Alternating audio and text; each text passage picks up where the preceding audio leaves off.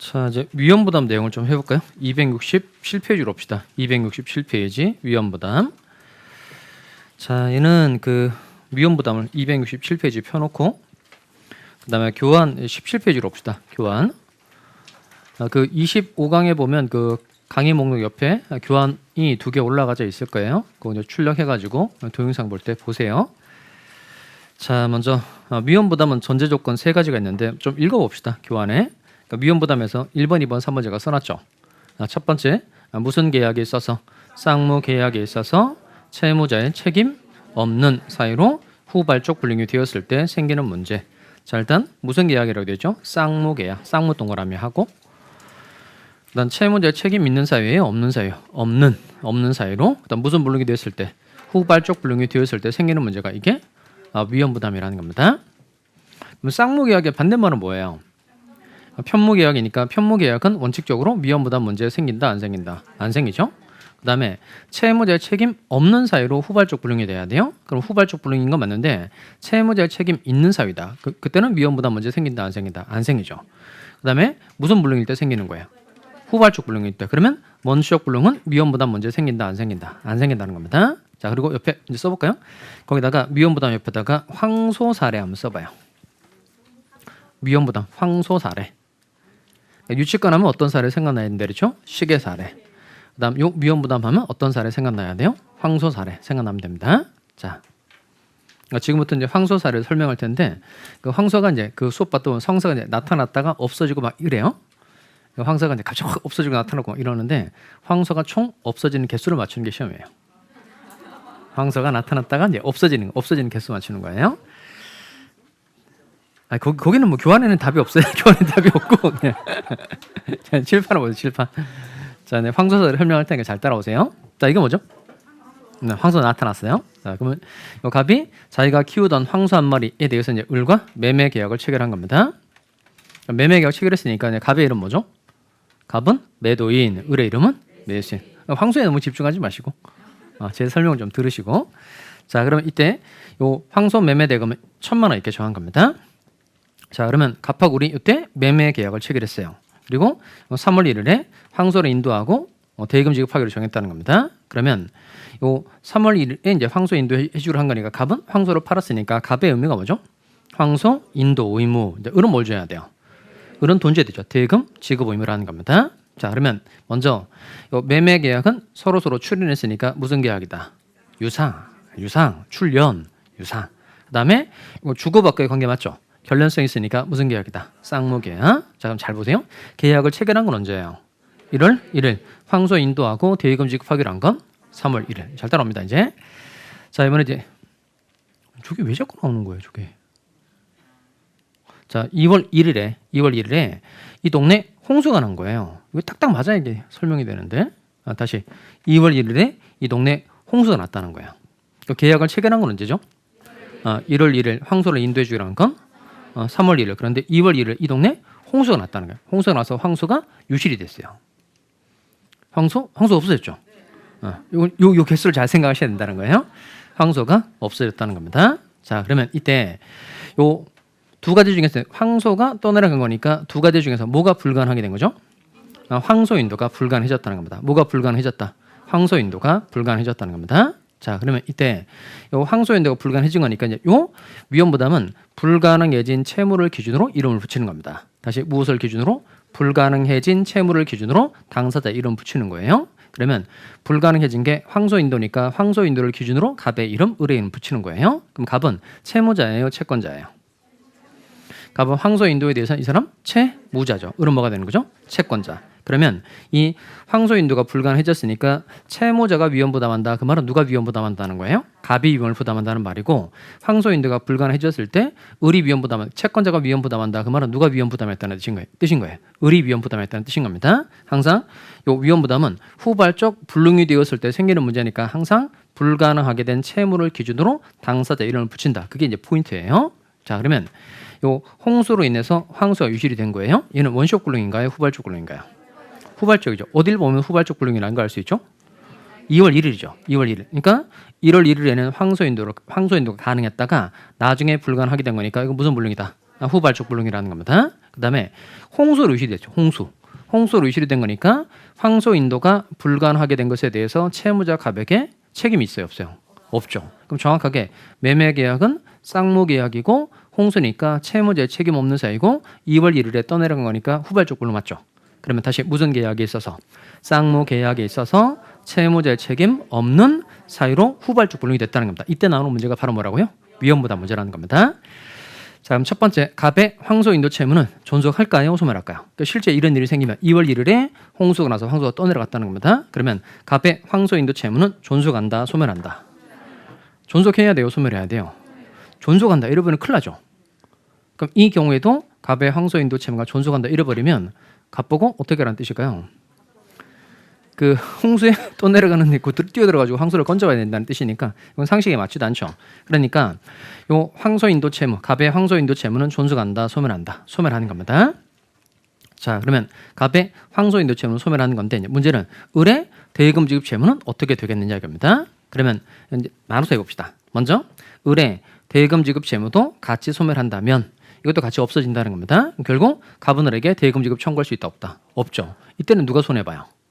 갑이 손해보죠. 갑은 어떤 손해를 보죠? 황소도 떠내려갔고 돈도 못 받고 이건 이제 채무자 갑이 위험을 부담하게 된다, 이렇게 말한다는 겁니다. 자, 그 다음에 갑의 황소 인도 채무가 소멸했을 때 을의 대금 지급 채무가 존속한다 이래버리면 을의 대금 지급 채무가 존속한다 그러면 갑은 을한테 대금 지급 청구할 수 있다, 없다? 있죠. 이때는 누가 손해보는 거죠? 을이 손해보죠. 을은 황소 인도를 못 받는데도 매매대금 1,000만 원을 줘야 되니까 이때는 채권자 을이 위험을 부담하게 된다는 겁니다. 그러면 이제 둘 다 나눠서 해봤는데 원칙을 잘 정해놔야 되겠네요. 그러면 갑의 채무가 소멸했을 때 을의 대금 지급 채무도 존속하는 게 원칙이에요, 소멸하는 게 원칙이에요? 아까 쌍무 계약은 존속상의 결련성이 있다 그랬죠. 존속상의 결련성, 즉 갑의 채무가 존속하기 때문에 을의 채무도 존속하는 관계라는 겁니다. 그러면 갑의 채무가 소멸하면 을의 채무도 존속해야 돼요, 소멸해야 돼요? 소멸해야 되죠. 그때 을의 대금 지급 채무도 같이 소멸한다는 겁니다. 결국 을의 대금 지급 채무가 소멸한다 그랬으니까 결국 갑은 을에게 대금 지급 청구를 할 수 있다는 거예요, 없다는 거예요? 갑은 을에게 대금 지급 청구할 수 있다, 없다? 없다는 겁니다. 그럼 대금 지급 청구할 수 없다 그랬으니까 결국 누가 손해 보는 거죠? 갑이 손해 보는 거죠. 갑은 어떤 손해를 봐요? 건물도 아니고 황소도 잃어버리고 돈도 못 받고, 그리고 이건 누가 위험 부담한다? 채무자 갑이 위험 부담한다는 겁니다. 자, 이게 이제 홍수 사례인데 그 홍수가 말해주는 바가 뭐냐면 황소 인도가 불가능하게 된 것에 대해서 갑을 모두에게 책임이 있다, 없다? 없다는 겁니다. 자, 그래서 그 채무자 위험 부담주의 바로 밑에 있죠. 그 채무자 위험 부담주의 오른쪽에 가시면 거기 뭐라고 쓰여져 있죠? 당사자 쌍방의 책임 없는, 교환 보시면 돼요. 교환 보시면, 자, 교환 그 위험 부담 밑에 가면 채무자 위험 부담주의라고 되어 있는 거 찾으셨어요? 자, 그 오른쪽에 보면 당사자 쌍방의 책임 없는 사유, 거기다가 홍수 써봐요. 홍수. 야, 홍수. 교환 보시면 돼요. 교환. 자, 그러면 그 홍수가 말해주는 바가 황소 인도가 불가능하게 된 것에 대해서 갑을 모두에게 책임이 없다는 겁니다. 이렇게 당사자 쌍방의 책임 없는 사유로 후발적 불능이 됐다. 이때는 누가 위험 부담하는 거예요? 채무자가 위험 부담한다는 겁니다. 그 다음 7번 잘 보시면 채무자가 위험 부담한다, 그 말은 이거예요. 갑의 채무도 소멸하고 을의 채무도 뭐한다? 소멸한다는 겁니다. 결국 이 채무자는 상대방에게 반대급부를 청구해달라고 말할 수 있다, 없다? 없다는 겁니다. 채무자가 위험 부담한다, 그 말은 갑의 채무도 소멸하고 을의 채무도 소멸하는 거니까 결국 갑은 을에게 대금 지급 청구할 수 있다, 없다? 없다는 겁니다. 자, 이제 하나만 더 해봅시다. 자, 이번엔 매매 계약을 체결하면서 요 계약금 쪽으로 계약금 100만 원 받은 겁니다. 그러면 총 매매 대금 얼마죠? 매매 대금은 1,000만 원이고 계약금 쪽으로 받은 돈이 100만 원. 자, 그럼 이때 계약금 100만 원을 받은 거예요. 그럼 잔금은 얼마가 되는 거예요? 잔금 900만 원 되는 거죠. 그런데 요 2월 1일에 홍수가 나서 황소가 떠내려간 겁니다. 그러면 갑의 황소 인도 채무는 존속한다, 소멸한다? 소멸. 그다음 을의 잔금 지급 채무도 존속해요, 소멸해요? 소멸하죠. 그럼 결국 갑은 을에게 얼마를 지급해 달라고 청구할 수 없는 거죠? 에듀윌 유료 회원만의 명품 교수 서비스.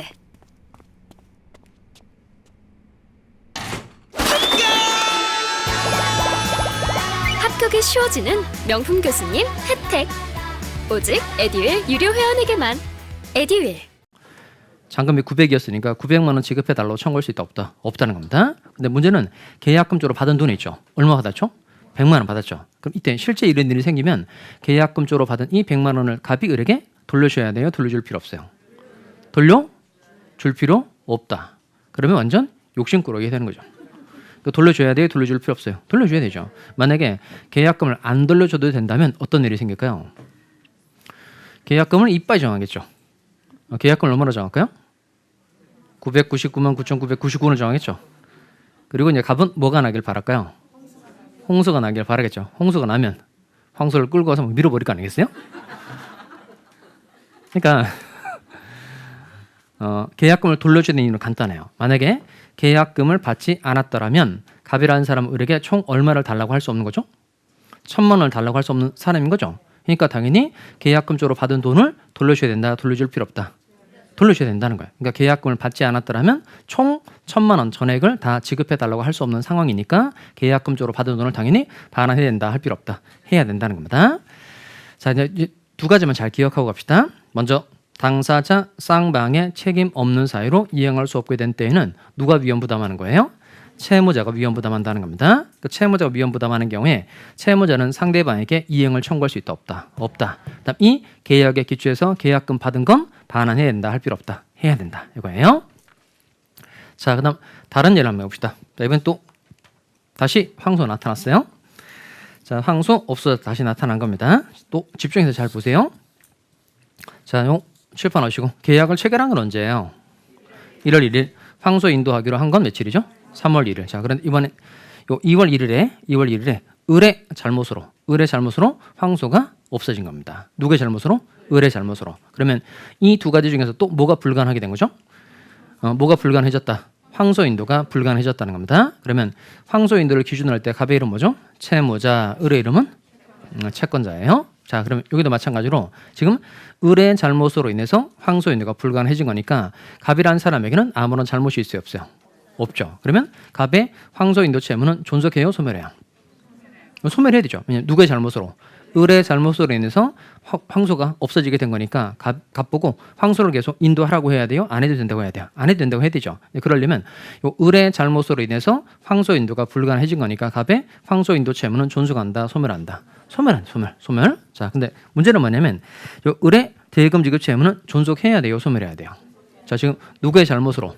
을의 잘못으로 인해서 황소 인도가 불가능해진 거니까 을의 대금 지급 채무는 존속해야 된다, 소멸해야 된다? 존속해야 되죠. 존속한다 그랬으니까 결국 갑은 을에게 대금 지급 청구를 할 수 있다, 없다? 있다는 겁니다. 그럼 대금 지급 청구할 수 있다. 그 말은 뭐예요?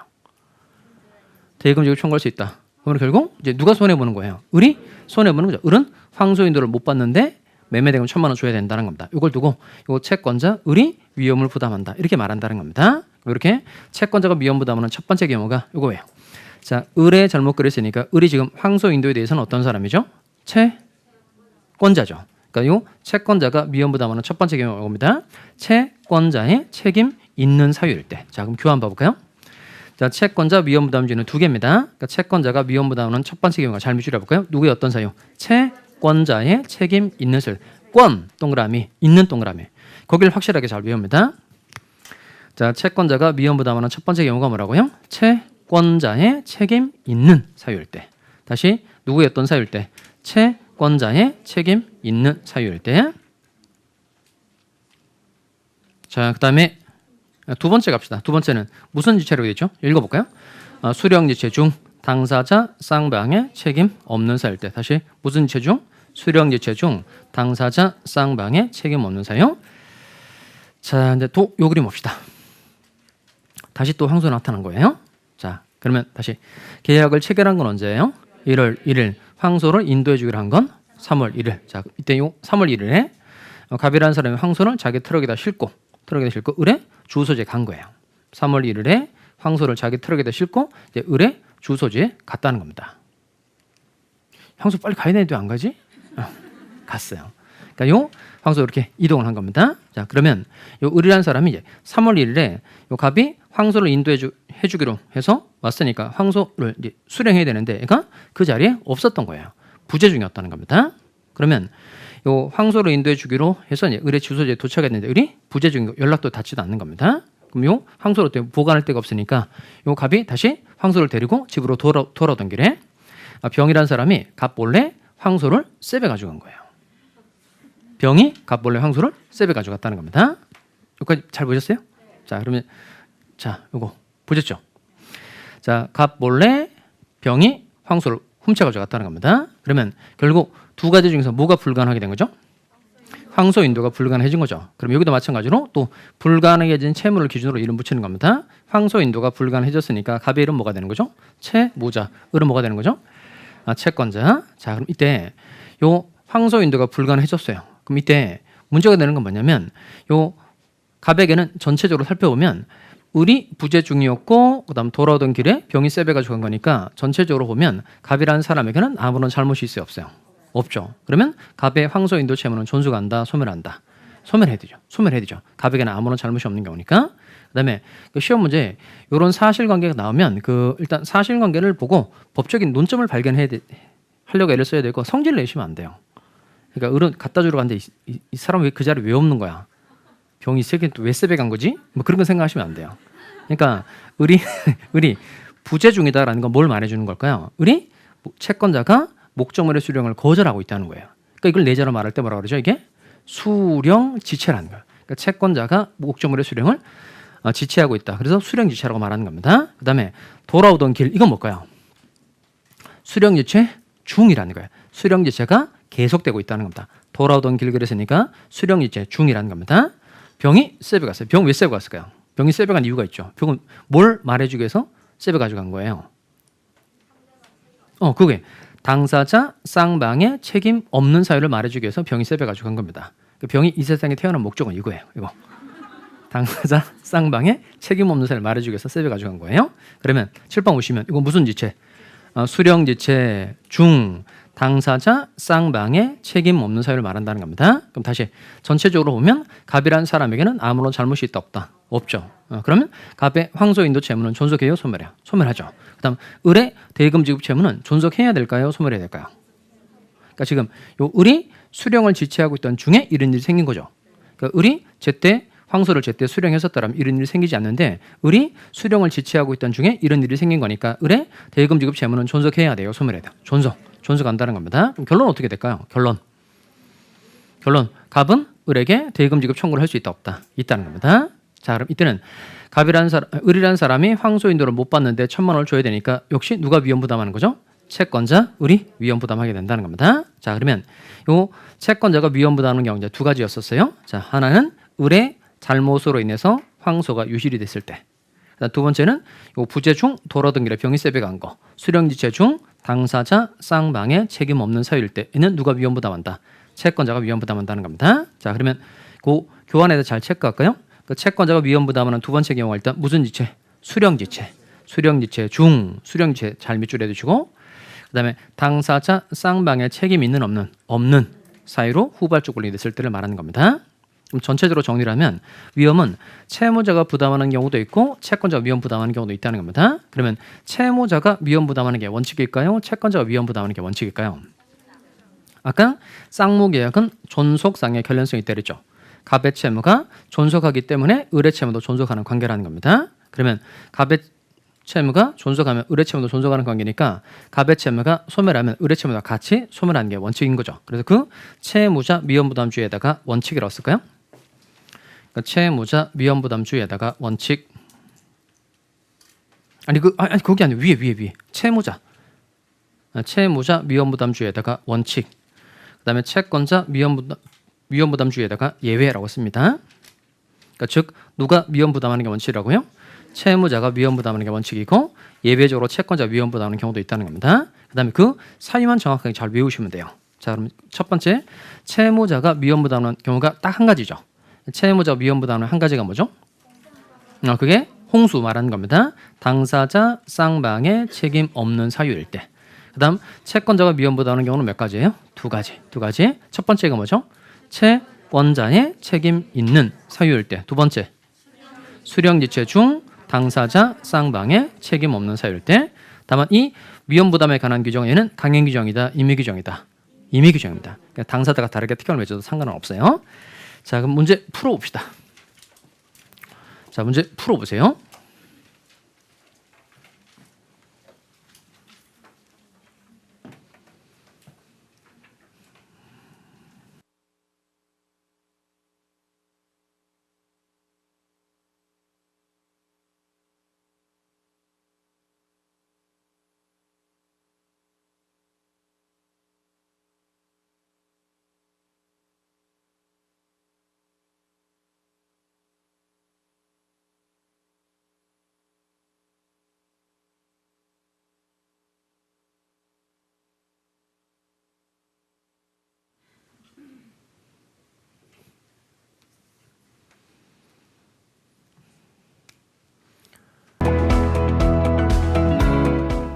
인정하시더라도 저랑 공부 스타일이 안 맞으면 그냥 안 맞더라고요. 애들 유료회원이면 교수님들을 고를 수 있으니까 과목별로 나만의 드림팀을 만든 느낌?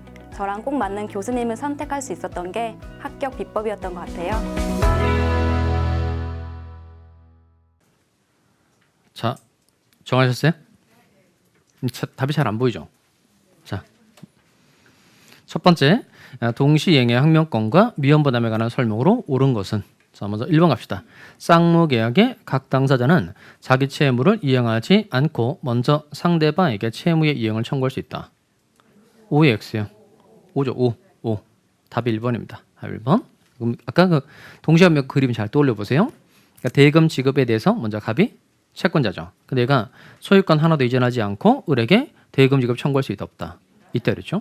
그다음에 요 연두색 이게 건물 소유권 이전했죠. 그럼 역시 마찬가지로 을이 채권자인데 얘가 대금 지급하지 않고 갑에게 먼저 건물 소유권 이전해 달라고 청구할 수 있다 없다. 있다는 거야. 그러니까 서로 갑도 자기 채무 이행하지 않고 을에게 이행해 달라고 청구할 수 있고 을도 자기 채무 이행하지 않고 갑에게 이행해 달라고 청구할 수 있다는 겁니다. 이렇게 쌍무계약의 각 당사자는 자기 채무를 이행하지 않고 먼저 상대방에게 이행을 청구할 수 있다 없다. 있다. 이게 동시항명권의 첫 출발이라 그러죠. 그러니까 자기 채무를 이행하지 않고 상대방에게 이행을 청구할 수 있다. 그럼 이때 상대방이 너의 채무도 변제에 도래했는데 네가 이행하지 않았으니까 나도 나의 채무를 이행하지 않겠다. 이게 동시항명권 제도의 본질이라는 겁니다. 자, 2번에 갑시다. 편무계약의 경우에도 일반적으로 동시행의 항명권이 인정된다. 5의 X, XGX. 자, 그다음 3번 갑시다. 동시행의 항명권이 성립하기 위해서는 자기 채무의 이행기만 도래하면 되고 상대방 채무의 이행기까지 도래할 필요는 없다. 틀렸죠? 첫 번째가 쌍무계약일 거, 두 번째가 상대방이죠. 상대방 채무의 변제가 도래해야 되고 세 번째 상대방이 자기 채무의 이행 또는 이행정을 하지 않고 청구를 해야 동시항명권을 행사할 수 있다는 겁니다. 설명 들을 때하고 많이 다르죠? 문제 풀 때가. 답 고른 줄 알았는데 표정 보니까 많이 안 좋아졌어요. 자, 4번에 갑시다. 4번에 중요한 단어는 뭐예요? 자, 이전 매매계약 체결하기 이전 그랬으니까 이건 무슨 물론이죠? 먼쇼 물론. 그러면 이 미연부담은 아까 무슨 계약이 있어서 쌍무계약이 있어서 채무자의 책임 없는 사유로 무슨 물론이 되었을 때 후발적 불능이 되었을 때 나오는 문제고 얘는 무슨 불능이라서 원시적 불능이라서 미연부담 문제 생길 수 있다 없다? 없죠. 이때 나오는 문제는 뭐예요? 계약 체결상의 과실책임 문제는 생길 수 있죠. 그다음 5번에 갑시다. 쌍무계약의 당사자 일방의 채무가 그다음 볼까요? 당사자 쌍방의 책임 없는 사유. 이게 아까 봤던 홍수 사례 말하는 거죠. 갑에게도 책임이 없고 을에게도 책임이 없다는 겁니다. 그러면 갑의 채무도 소멸하고 을의 채무도 같이 소멸하는 거죠. 결국 누가 위험부담하는 거예요? 채무자, 갑이 위험부담하는 경우입니다. 그래서 채무자는 상대방의 이행을 청구할 수 있다. OX, X 없다가 되죠. 이건 누가 위험부담하는 경우라고요? 채무자가 위험부담하는 경우라는 겁니다.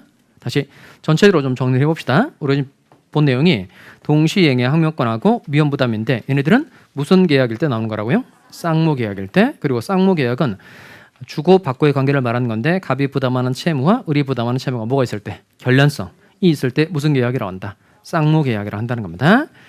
자, 그 다음에 제3자를 위한 계약을 좀 보도록 하겠습니다. 자, 기초서 269페이지 올까요? 269페이지. 269페이지에 오시면 자, 거기는 그 책의 내용을 잠깐 한번 보고 가도록 하겠어요. 그 구체적인 예라고 되어 있는 거 찾으셨어요? 자, 269페이지 제일 위에 의 밑에 가면 기억 구체적인 예라고 되어 있는 거 찾으셨어요? 그거 하나 체크. 자, 그냥 체크만 하세요. 그 타인을 위한 생명보험 계약이나 찾으셨어요? 그 부분 한번 가볍게 한번 읽어보시기 바랍니다.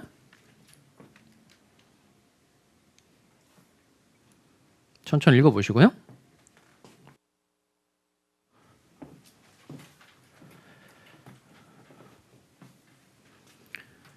자, 이제 칠판 올까요? 자, 제3절 위한 계약은 해마다 그 출제되는 사례가 늘 똑같은 사례가 출제돼요. 얘는 이미 우리가 한 문제를 맞추고 들어가는 거와 똑같은 거예요. 자, 누구를 위한 계약이라고 되죠? 제3자를 위한 계약. 자, 먼저 칠판을 좀 봅시다. 먼저 병이라는 사람이 갑에게 1억 원의 돈을 빌려준 겁니다. 그러니까 누구한테 얼마를 빌려준 거죠? 병이 갑에게 1억 원의 돈을 빌려줬다는 겁니다. 그러면 돈 빌려주는 계약이 무슨 계약이죠? 금전 소비대차 계약. 병의 이름 뭐예요? 대주. 갑은 뭐죠? 차주. 그다음에 1억 원을 기준으로 하면 병의 이름 뭐죠? 채권자. 그다음 갑은 채무자. 두 달 동안 해도 이게 잘 안 되네 아직. 자, 그다음에 어쨌든 요 갑이라는 사람은 병으로부터 1억 원의 돈을 빌려서 1억 원의 돈을 줄 게 있다는 겁니다. 자, 그다음에 요 갑이라는 사람이 자신이 가지고 있는 건물을 이제 을에게 1억 원에 팔았다는 겁니다. 매매 계약을 체결한 거예요. 매매 대금 1억 원 이렇게 정한 겁니다. 그러면 갑은 어떤 상황인 것 같아요? 결국 병한테 얼마를 줄 게 있고 1억 원 줄 게 있고 을에게는 1억 원을 받을 게 있는 거죠. 매매 대금 1억 원 받을 게 있다는 겁니다. 결국 요 갑은 을로부터 1억 원의 돈을 받아서 병이라는 사람이 1억 원의 돈을 줘야 될 상황인 겁니다. 그러면 자기가 직접 을로부터 매매 대금을 받아서 병이라는 사람이 주는 것도 되고 아예 을 보고 네가 직접 병이라는 사람에게 매매 대금 줄래라고 부탁해도 되죠. 그러면 갑이라는 사람이 을에게 병한테 직접 매매 대금 지급해달라고 부탁을 하고 을이 이에 대해서 승낙을 한 거예요. 그러면 매매 계약을 한 사람은 누가 되죠? 매매 계약을 한 사람은 갑하고 을. 그런데 매매 대금 채권은 누가 취득하는 거죠? 병이 취득하게 된다는 겁니다. 이게 제3자를 위한 계약이 되는 거예요. 그러니까 둘이 계약을 맺어서 제3자가 권리를 취득하는 모든 경우가 이게 제3자를 위한 계약이 되는 겁니다. 우리 실제 생활에도 뭐 제3자를 위한 계약으로 제일 많이 존재하는 게 뭐냐면 그 인터넷으로 물건을 주문하면 그 주문받은 회사가 그 택배사랑 계약을 맺죠. 운송 계약을 맺죠. 그러니까 내가 주문을 하면 주문받은 회사가 택배회사 계약을 맺고 그 택배회사가 나한테 물건을 갖다 준다는 거예요. 그러니까 둘이 운송 계약을 체결해서 내가 물건을 받게 된다는 겁니다. 이게 가장 많은 제3자를 위한 계약이 되는 거예요. 둘이 계약을 맺어서 제3자가 권리를 얻는 경우가 제3자를 위한 계약이라는 겁니다. 그다음 그 부모가 그 보험회사 이제 보험 계약을 체결하고 자녀를 수익자로 해둔 겁니다. 그럼 보험 계약을 체결한 사람은 부모하고 보험회사죠. 그런데 누가 이익을 얻는다? 자녀가 이익을 얻게 된다는 겁니다. 그러면 제3자를 위한 계약이 될 수 있다는 겁니다. 이렇게 둘이 계약을 맺어서 제3자가 권리를 취득하는 모든 경우가 이게 제3자를 위한 계약이 된다는 겁니다. 자, 이때 먼저 좀 이름 좀 주십시다. 갑의 이름 뭘까요? 갑은 요 을에게 매매 대금 지급해달라고 약속을 요구한 사람이라고 해서 얘는 요약자라고 해요. 요약자. 그다음 요 을은 낙약자라고 말합니다. 낙약자가 뭘까요? 낙약자. 약속을 승낙한 사람이라는 뜻인 거예요. 그다음에 병이라는 사람은 이익을 얻는 사람이니까 수익자라고 표현합니다. 그다음에 갑을 채권자라고 말하기도 해요. 그러니까 을이라는 사람에게 병에게 대금 지급해달라고 요구할 권리를 가지고 있는 사람이라고 해서 갑은 채권자. 을은 채무자로 표현합니다. 을은 대금 지급해줄 채무를 지고 있다는 거예요. 대신 요 을은 누구에 대해서 채무를 지고 있는 거예요? 갑에 대해서 채무를 지고 있는 거예요? 병에 대해서 채무를 지고 있는 거예요? 갑에 대해서. 그러니까 을은 갑에 대한 관계에서 병에게 대금을 지급해줄 의무를 부담하고 있다는 겁니다. 그럼 갑을 채권자, 을을 채무자라고 표현할 때 병을 제3자라고 그래요. 이게 용어가 요약자, 낙약자, 수익자가 한 세트고요. 그다음 채권자, 채무자, 제3자가 한 세트예요. 이렇게 한 세트인데 우리 판례는 그 판결문을 쓸 때 갑을 요약자로 표현하고 을을 낙약자로 표현합니다. 그럼 병을 수익자로 말해야 되는데 병을 이때는 그냥 제3자라고 표현합니다. 그러니까 수익자로 표현해서 판결문을 쓰려고 하면 용어가 중복되는 게 많아서 제3자로 바꾼 것 같아요. 그러니까 판례가 용어로 혼용해서 쓰고 있으니까 우리도 그에 따라 용어를 씁시다. 갑은 뭐고? 요약자, 을은 낙약자, 병은 뭐라고 한다? 제3자 이렇게 표현한다는 겁니다. 그럼 칠판 다시 볼까요? 그럼 이때 제3자를 위한 계약의 당사자는 누구죠? 당사자는 갑하고 을이죠. 그러니까 병이라는 사람은 그냥 당사자이다 아니다. 아닌 거예요. 얘는 그냥 계약상의 이익을 하나 얻는 사람에 불과한 겁니다. 그러면 병이라는 사람은 언제 매매 대금 지급 채권을 취득하게 될까요? 계약을 체결한 사람 누구예요? 갑하고 을. 근데 을이 누구한테 돈 주기로? 병이라는 사람에게 돈을 주기로 갑하고 을이 합의했다는 겁니다. 그럼 병이라는 사람은 언제 권리를 취득하게 될까요? 자, 볼까요? 무엇을 하였을 때? 수익의 의사표시를 하였을 때. 뭘 했을 때? 수익의 의사표시. 그럼 7번을 보시면 이 수익의 의사표시는 누구한테 하는 거죠? 이렇게죠. 이렇게. 누구한테 하는 거죠? 병이 을에게. 즉 병이라는 사람이 을에게 수익의 의사표시를 하였을 때 제3자의 권리가 발생하게 된다는 겁니다.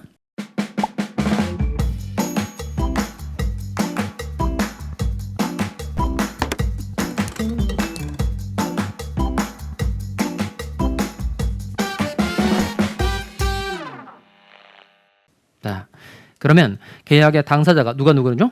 요약자와 낙약자. 그럼 이때 이 제3자 병은 절대 계약의 당사자이다 아니다. 아닌 겁니다. 자, 그럼 잘 따라오세요. 자, 병은 당사자이다 아니다. 아니에요. 자, 그러면 기본적인 내용 한번 해봅시다.